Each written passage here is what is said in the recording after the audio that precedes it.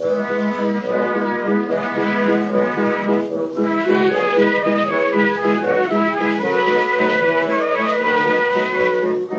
to Loremen, a podcast about local legends and obscure curiosities from days of yore. I'm Alasdair Beckett-King. And I'm James Shakeshaft. And we Jamesy, I've got a diptych of Scottish stories for you. Oh, again, this is not a medical podcast, so I don't know if I can help you out with that. All right, I'll just tell two stories then. Oh, yeah, that sounds good. First of all, I'm going to tell you about the mysterious demise of a Scottish horticulturalist, and then I'm going to tell you about the theft of the Stone of Destiny. Woohoo! Oh, and listener, stick around afterwards for a live show announcement. Live? We're doing another live show in 2022. 2022.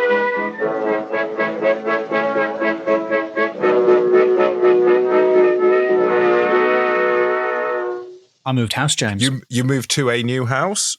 I moved from one flat to a new flat, yes. House is a little bit grand. You've transitioned garret? I've literally moved into a Victorian garret, yes. Oh, wow. And there's no soundproofing, so if I sound a bit echoier than usual, that's because we don't have curtains or... Are you collecting egg boxes? I need egg boxes, or whatever the vegan version of an egg box is. Oh, I don't know. A tofu hutch. I don't know. Hutch makes it sound like it's... The tofu lives in there, and then you feed the tofu, and then you grow attached to it, and then you chop it up and put it in a stir fry. Awful. On a tofu front, have you ever tried natto? No. What's that? Oh, it's disgusting. It's fermented soybeans.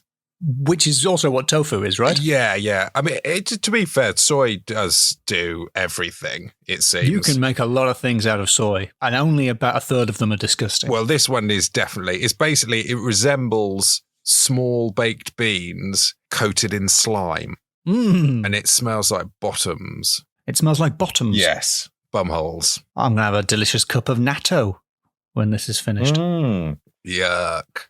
Quick flat update. Yeah, how is it? So far, only one ghost. What? So I live here with my lover and confidant. Yes. And we have both heard each other calling from the other room. That's right, there are two rooms. Ooh. Not to show off, but we have a second room now. I heard her calling, and she heard me calling, and neither of us had, in fact, called. Ooh. So that's all the ghost has done so far, which has been annoying. Could be a time slip. Could have been a time slip, yeah. Could have been a much more rational explanation, like a time slip. Yeah, exactly. Come on. And actually, for today's episode, I would like to take you back to a walk I went on Christmas Day. Yes. I was visiting my parents in Argyll, and I went to a place called Sutherland's Grove, named after Lord Sutherland, not Donald Sutherland. Are you disappointed? Yes. That it isn't Donald Sutherland's Grove? Or named after a Mr. Grove. In Sutherland's Grove, it's full of pine trees. There's an information sign about the Douglas fir, which is not actually a fir tree, it's a type of pine tree. I thought he was an actor. He played George Bush on Tinder. Yeah, I was trying to think of another tree related. Jane Leaves, the actress from Frasier, is the only other Oh, that's good. person I can think of with a tree related name. Yeah, in the biography of Twiggy, the model from the past, who's called Twiggy. So I was looking at an information sign about the Douglas fir, and it explains that the Douglas fir was named after the Scottish horticulturalist David Douglas. John Fir. It said something like, and this is how I remember it being, Douglas fir it's a pine tree, here's its Latin name, and it was named after famous horticulturalist David Douglas, who died in mysterious circumstances on Hawaii. Bye. End of the information. Bye. And I was like, whoa, hold up, information sign. I feel like you've focused on the wrong thing here. I'm not interested in the tree at all, but the mysterious and unexplained death of the horticulturalist, very interesting to me. So I looked it up, thinking that I would solve it here on the podcast as a sort of true crime, Loreboys investigate thing. Yes. I don't know who did it, but I've got some things to say to you about it, if you're ready to hear about some Scottish crime. Yeah, well up for it. A murder. Has been a murder. Well, there might not have been a murder. Has there been a murder? There may or may not have been a murder. There might just have been a falling in a hole. We'll find out. Well, we won't. We don't know. There's been a wee bit of manslaughter. I refer you to a letter to the British consul at the Sandwich Islands, which we would now call Hawaii and several other islands. We now call them paninis, because a normal sandwich isn't just good enough for everyone. We call them subs or paninis. This is a letter to the British consul at the Sandwich Islands from Reverends Goodrich and Deal.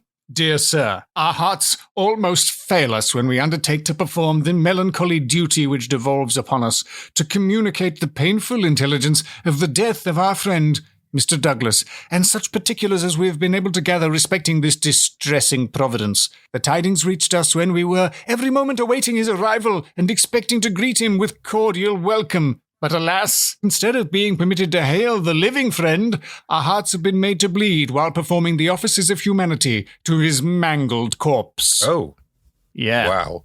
That letter goes from Dear Sir to mangled corpse pretty fast. That's like that Leave Brittany Alone video of letter writing. The whole letter is like that. I'm not going to read all of it.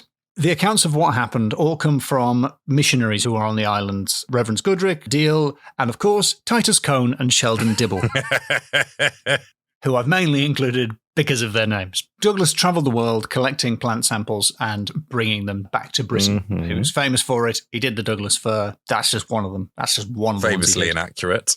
And he often stopped off at Hawaii. He was 35 by the time he arrived in Hawaii, but he probably looked older. Now, my source for this is Gordon Mason's article for the Royal Horticultural Society's magazine, The Plantsman. Do you take The Plantsman, James? I'd get the online copy. Okay, yeah, that's good for the environment. Yeah. They'd appreciate that. Yeah, you'd think that they would really go for that. But what year are we talking? Douglas arrived just before Christmas in 1833. A lovely Christmas. I'm sure he'll have a lovely time. He did not. Oh. According to Gordon Mason, he was not looking good. An account of someone who saw him arrive said that he looked about 48. He was actually 35. He had rheumatism, couldn't see out of one eye, and his vision in the other eye was blurred. Probably really sunburnt as well. Didn't have ambre soleil. They had no ambre soleil. Soleil? I don't know.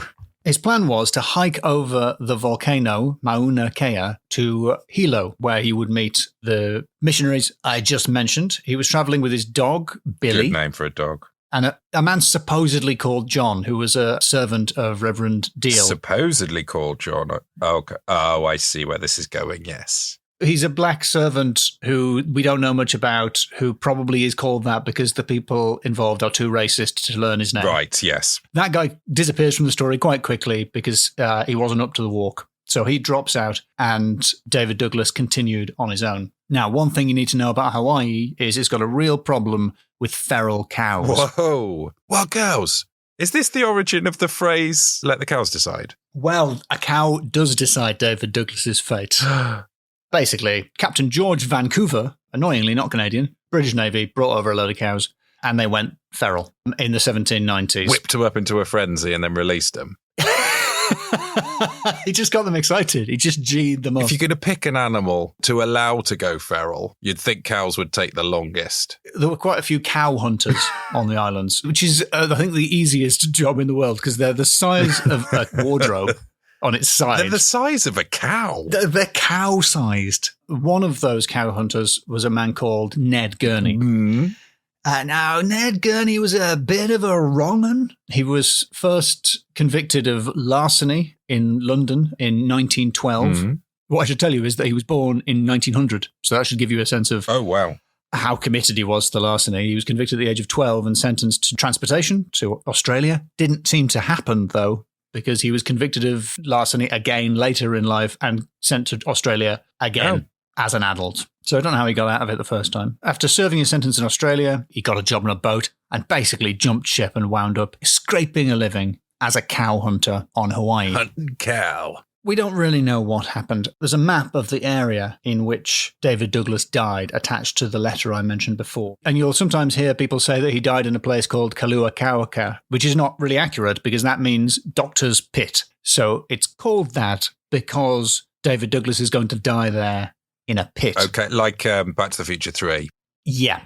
It's like Clayton Gulch. Yep. Clara the school mom, death place, or whatever. That's what it's called. Yeah. We're in a Back to the Future 3 situation. I've looked at the diagram and it shows basically the way they used to catch the cows. They're an easy animal to catch. Big net. They dug a big hole, covered it with camouflage, and waited for the cow to fall in and then shot it. Dunk. Interestingly, you can use that same technique on Scottish men. Oh, no. It would seem. I've looked at the diagram, and the diagram shows the road, and then marked on it are the holes. And, James, 2 of the holes are in the road. Oh. People walk there. Yeah. They've dug 2 cow-catching pits in the middle of the road. The cows like going around in jeeps or something. I have no idea why you would dig it in the middle of a road. I think road might be a little bit grander than the track in question. Right. Okay. Not like a dual carriageway. It's a bee road at most, with even smaller holes to catch bees. To whittle out the wasps. You're covering my wasp whittling holes. According to Ned Gurney, David Douglas stopped off with him. He walked a short distance with him, warning him that there were cow-catching pits up ahead. Right. And then Douglas seemed pretty confident. He set him off on his own, and Gurney returned home. A short while later, 2 indigenous Hawaiians came to Gurney, shocked and horrified. They'd discovered a dead body in one of the cow-catching pits. Gurney ran over and found David Douglas in a pretty unpleasant state with a bullock in the pit with him. So if you ever wondered who would win in a fight out of a half-blind Scottish man and a young cow, it's the cow. Did he fall in first and then the bullock fall on top of him? It is not clear who went in first. Or did he fall onto get speared like a baddie in a Marvel film? I don't think the pit had spikes in it. I have been visualising a spike-head pit as well. I don't think they really did spikes. And presumably they're going to want to use that leather as well. They're going to want to sell that on. Unless you want it like distressed, like those jeans that already have rips in. Of course, we're talking about the leather of the cow, not Scotsman leather, which is very, very rare, very, very expensive. You can only use it for kills. It only comes in 2 colours, bright white or bright red. Usually you can make out the shape of a T-shirt in the transition from white to pink. The body was eventually conveyed to the missionaries who you heard from before. They were horrified. They were about to bury it. And then they thought, he's got quite a lot of head injuries. He's got like 10 head injuries from a cow, this guy. And they got a little bit suspicious. So they took all of his stomach stuff out, packed him with salt, put him in a coffin full of salt, put that in a larger box full of brine, and shipped the body off to be examined, which is a great plan. Except for one point, which is that it was 1834 and nobody had any idea about any kind of CSI stuff. So what you've got there really is just a pickled Scottish guy with no useful information. Well, I'd say he died from salt. From the looks of him, I'd say he died from too much salt. This guy hasn't even got a stomach. It's all salt. All his insides have gone. Stereotypically, the Scottish diet is quite... He's quite bad. So you and the listeners are probably ahead of me. Much suspicion has fallen upon Ned Gurney because he was a convicted criminal. The double larcenist, ship jumping, cow hunting. Cow punching. Right. Yeah, you're just making him sound cooler, James. I don't know why you're listing his skills. So the letter I started with concludes that it was an accident. But the general opinion was that Ned Gurney killed him. Another person who David Douglas had stopped off with earlier had seen him with a pouch of monies, which is the kind of thing everyone had in the olden days, which he took to be gold. And no such pouch was found after Ned Gurney had helped retrieve his body. Did they frisk the bullock? Even the cow did it. Maybe, and it was in fighting off that cow. They both tumbled into the hole and... It could have happened. It could have happened. Don't tell me cows can't be greedy. We've got another reverend for you, Reverend Lyons. His granddaughter was actually the first person to write about the accident in her diary. She also wrote in a letter that when some Sydney duck or beachcomber was dying in Waimea and Father Lyons was by his side, the dying man kept repeating in his delirium, "I didn't do it. No, I didn't kill him." So Sydney duck there being slang for someone who had been sent to Australia for crimes. That is generally taken as evidence that he did do it, although to me that really sounds like someone saying they didn't do it. Still, Titus Cone's son, also called Titus Cone II. I mean, when you've got a name that good. Why change it if it ain't broke? Titus Cone II, Titus Boogaloo, who was about 10 The legend of Titus Gold. The legend of David Douglas's gold. Is that what it actually is? That's really good. This is, yeah. The legend of Furry's gold. Because Douglas fur. Imagine his mates called him Furry. Is he the original Furry? Was he dressed as a cow and that's why he fell down? That's how it happened. It was just an unfortunate accident between two furries and a big hole.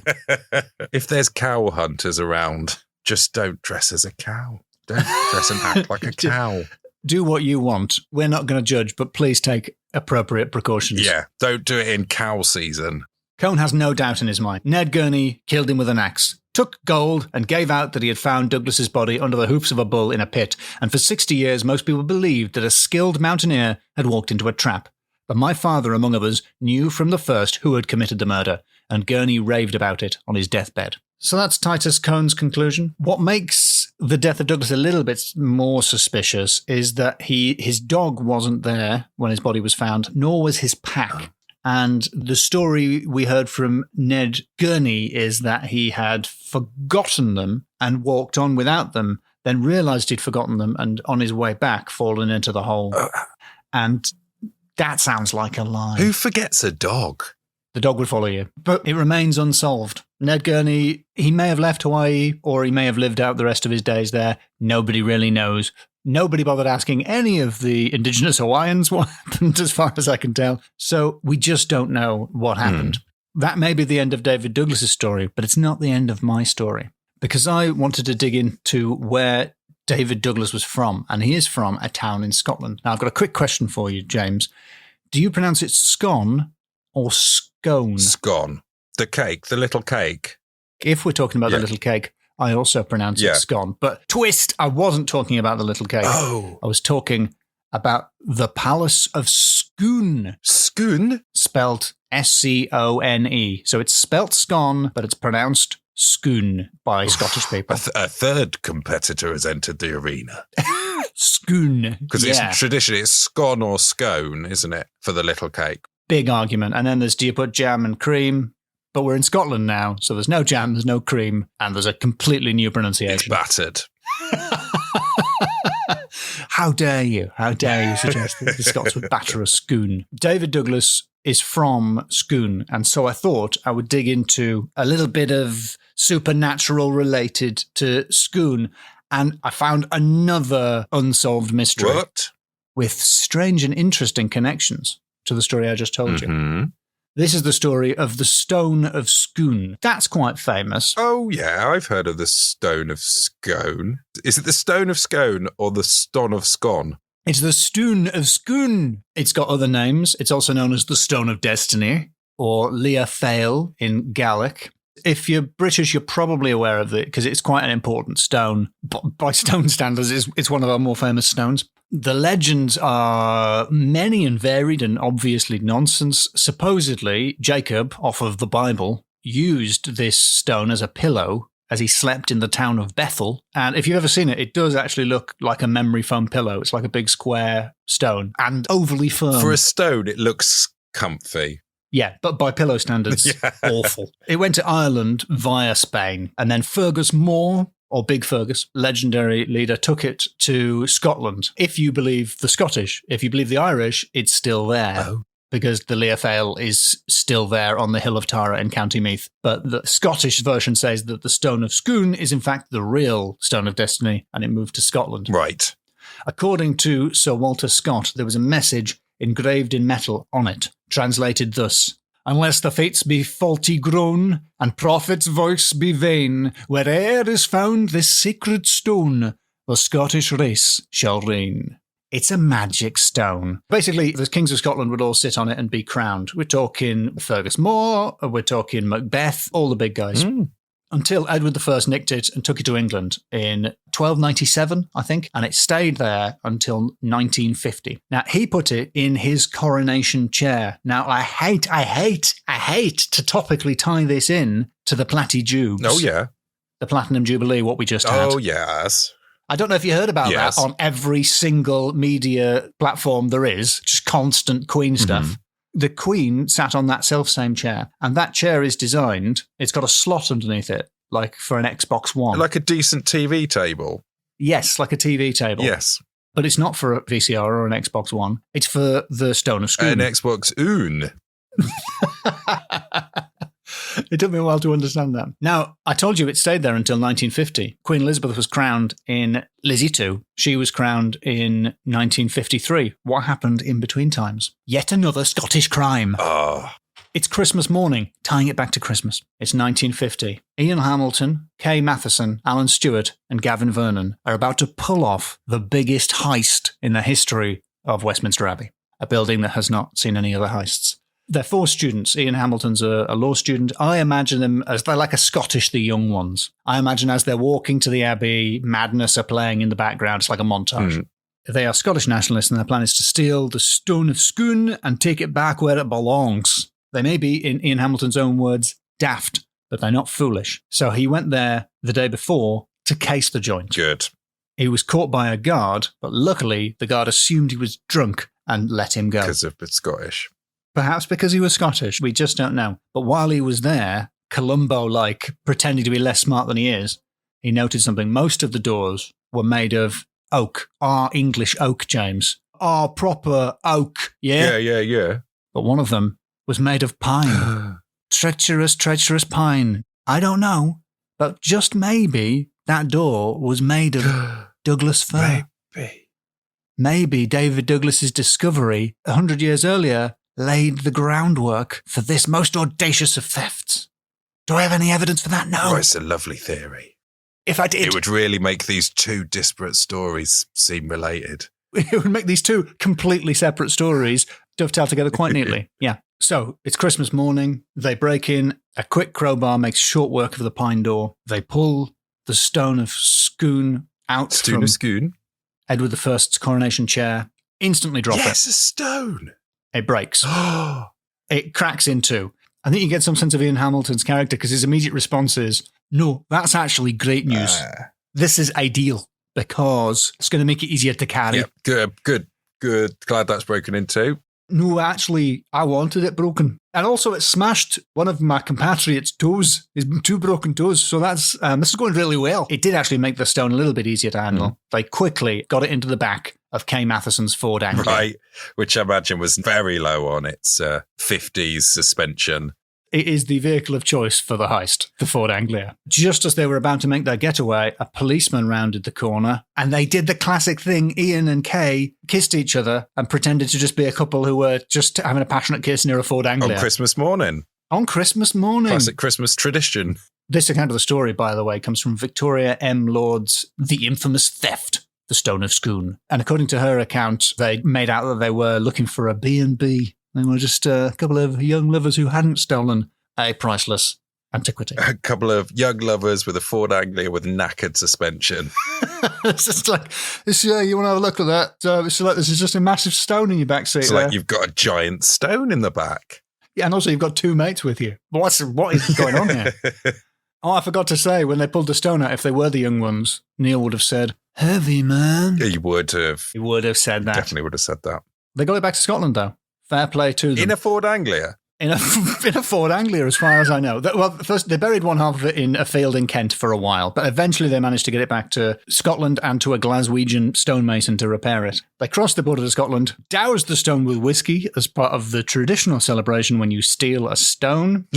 Yeah. And the police were hot on their tail. And if the police do proper detective work detecting, they find out who checked out books about the Stone of Scone from the library. So they just sort of followed the line the exhaust would have made in the tarmac, just grating along the tarmac all the way to Scotland. Just follow that trail. And a faint smell of whiskey. Yeah. It turns out Ian Hamilton has checked out every book there is about the Stone of Scone. And so they're all interrogated by the police. None of them crack. Unlike the stone. But they come to realise that the game is largely up.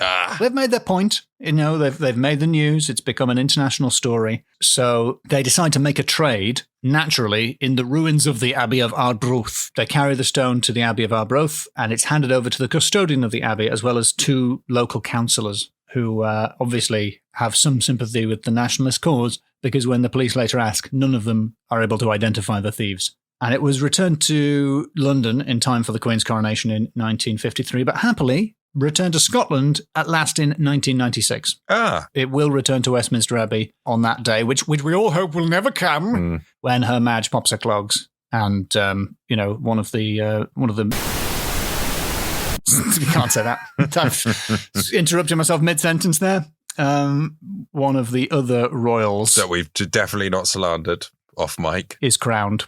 Yeah. Just bleep all of the words in that and people can fill in the gaps themselves. Yeah. They're going to bring it down in a ceremonial Ford Anglia. In the ceremonial Ford Anglia. Good. Yeah. Would you think they'll do with the thing like they did with because the Queen didn't turn up for quite a lot of the stuff? Do you think they'll do what they did on her carriage where they sort of put a hologram of her up on the inside of it so it looked like she was there? So do you think they'll do that for like a couple of necking Scottish people in the back of this Ford Anglia as they'd ceremonially drive it? I'd love that. And another man complaining about his toes. I don't know how you get to that point. You think, well, the Queen's not feeling very well at the moment because she's 400 years old. The only reasonable thing to do in this situation is create a hologram of the Queen from the past. That won't be an absolutely nightmarish image. They've had that hologram knocking around for a few years. I think they perfected the technology with using the Queen Mother. So I think she was a hologram for the last 5 years. Oh, yeah. Oh, she was a hologram. Very, very racist hologram.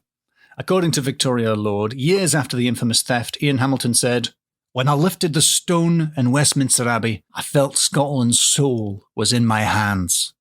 As far as I know, he didn't go on to say, "And I then dropped it on my mate's toes and it smashed in half."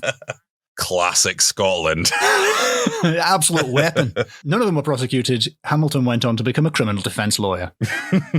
It is possible, this is my last sidebar of a sidebar, that they were all of them deceived. Oh.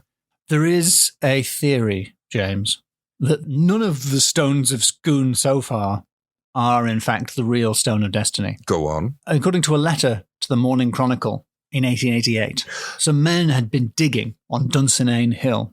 Oh, by the way, I've been mispronouncing everything so far, probably. I'm sure I'm mispronouncing that. I'm sure I mispronounced all the Hawaiian words. But you'll recognise that from Macbeth. That's Macbeth's gaff. Digging in the hill beneath what might once have been Macbeth's castle. Oh. According to the letter from the Morning Chronicle, what happened was part of the ground they stood on suddenly gave way and sunk down about 6 feet, discovering a regularly built vault about 6 feet long and 4 wide. None of the men being injured, curiosity induced them to clear out the subterranean recess when they discovered among the ruins a large stone weighing about 500 pounds, which is pronounced to be of the meteoric or semi-metallic kind. This stone must have lain here during the long series of ages since Macbeth's reign. Oh. Maybe the real Stone of Scone was hidden away in Macbeth's basement, and Edward I took a ringer. We just don't know. How can you mistake one stone for a different stone? A different, similarly sized stone. So that's the story of several Scottish mysteries, several Scottish crimes, and the legend of the Stone of Scone. That was an excellent pair of stories. Oh, you noticed that those two stories were separate stories, did you? There's not enough magic in a story where a Scotsman falls in a hole, so I had to get a legendary magic stone in there. A blind Scotsman He was from Scone. gets pushed in a hole by a child criminal. He was a man by then. Anyway, you're already passing judgment, so are you ready to score the story of the Stone of Scone? The Stone of Scone, yes. Okay, my first category is naming. Not only were there wonderful names, what was he called? Titus? I don't pronounce it wrong. It's on purpose. Titus Cone. A dog called Billy. Lovely name for a dog. Yeah, dog called Billy. But also, their tree was named after him. The stone was named after the scone, the cake. I tell you what, whenever I do baking, I end up with scones of stone. Very good at baking. Very good. I did actually lift my glasses as I told that one. Of course you did. I could hear. Sheldon Dibble, Shelley Dib Dibs. Oh, Shelley Dib Dab. I think it's a 4. Okay. I think it's a 4 out of 5 because of the inaccurate name. Just nudges it down. All right. Okay. Fair enough. My next category is supernatural. I can't emphasize how magic the stone is, James. You could have. Jacob had to dream on it, and then everyone else just said it was special, and it didn't do anything. I know you like ghosts, and maybe you don't like magic stones that much, but you've got to realise what an insult to the people of Scotland it's going to be if you say that this stone's not magic. And Ireland, and Spain, and where Jacob lived. Bethel. The town of Bethel in Israel, in the Bible. Bethel? I've had a bad dream. Bethel, chuck this pillow out. It's rubbish. Bethel. Classic Israeli accent there. I mean, and there's zero supernatural about a blind man falling in a hole / being killed by a multiple child larcenist. Okay, that's not as big a mystery as I may have made out. But the possibility of the actual stone being discovered in a dank hole beneath Macbeth's castle, where Duncan and Macbeth were both crowned. Yeah, someone found a stone. Someone found a stone underground? Yeah, explain that. Yeah, 2? All right. It was 1 point, but then I dropped it on my toes and it turned into 2 points. My next category, scone. Very nice. That's the word scone, but pronounced so it sounds the same as it's gone. It's gone. It's gone. That's good. Lots of things have gone. Yes, that guy's gold in the first story. Scone. His innards, absolutely out of the way, Yes. out of the picture, don't appear again in the story. Yeah, the stone itself. Did they not even have a fake stone to pop in Indiana Jones style? I think they wanted people to know they were committing the crime because it was a sort of a political statement more than... It wasn't like they took it out and then the throne just sank into the ground and Westminster Abbey turned into some sort of booby-trapped Indiana Jones opening sequence. Yeah, and they raced away from a boulder in a Fiat Punto or whatever it was. In a Ford Anglia, scraping along the ground as a boulder rolls towards them. I think it's got to be, I think it's a 5 out of 5. 5 out of 5 for scone. Everything went. And the fact it was the Stone of Scone. Yes, scone. The Stone of Scone. The Stone of Scone. It's very offensive every time you do that. I accept your 5 points by way of apology. My final category is scot-free. Oh, nice. Because everyone got away with it. If indeed Ned Gurney did the crime, he got off scot-free. If he did. If he did. Old Douglas, though, didn't get out of that hole. You can imagine him going, oh, help me, I've fallen in the hole, help. And then peeking up in the sunshine someone's come to help. Well, they got an odd hat on. It looks too hot. Oh, no, it's a cow. It's getting bigger. Oh, no, I'm dead. But in a way, he was a free Scot because he travelled the world. Yeah, that's true. He could barely see, but nobody could stop him. Now, what could be more free than that? What is freedom if not belligerently doing the opposite of what is advisable? I do really like the stone heist as well. I think that is a Netflix miniseries. Yeah. I guess you'd call it scot-free, in fact. That would be the name. That's a good name, yeah. Because they all got away with it. They weren't prosecuted. Stone heist. I think the thing is, when you stole the stone in the first place in the 13th century, it's very hard to get really, you can't steal stones. When you stole it and just put it in a chair. Does the actual seat have a hole? The throne have a hole so that your bum goes onto the stone? Your bum doesn't go direct. Your bum goes above the stone. You're not sitting. I mean, just near the stone. No, think of the Queen's poor flanks. No, you wouldn't ask her. It's not got a lid, like a toilet seat, kind of thing where you lift it up and then your buttocks go directly on the stone. I think you've overestimated the significance of placing buttocks directly onto the stone. Okay. A little gap is fine. It still has its powers. I thought it was like a bum-based Blarney stone. So what do you reckon? Scot-free? Oh, 5 out of 5. Yes! That is a 100% match on my Netflix. Yes, I'm punching the air like that shot putter guy on the porridge oats box. You know, the hot guy in the kilt. Was he hoying the other halfback from Kent? Well, that's how they got it back to Scotland. One Scottish man threw it single-handedly. Ever so slowly. He shot put it the whole way back. Still doing better than the Ford Anglia, I'm guessing.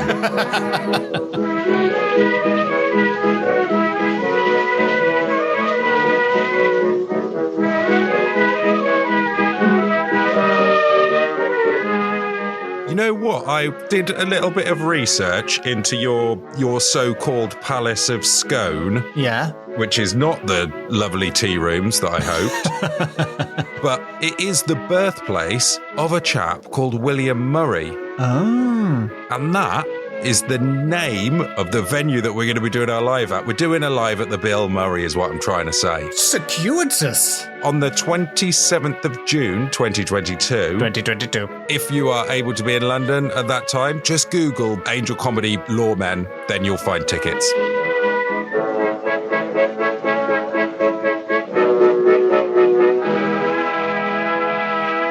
If you aren't able to make it to London to look at us live, then there may be another thing, but I'm not allowed to talk about that at this stage. It's extremely cryptic of you, James. Yeah, that's how I roll.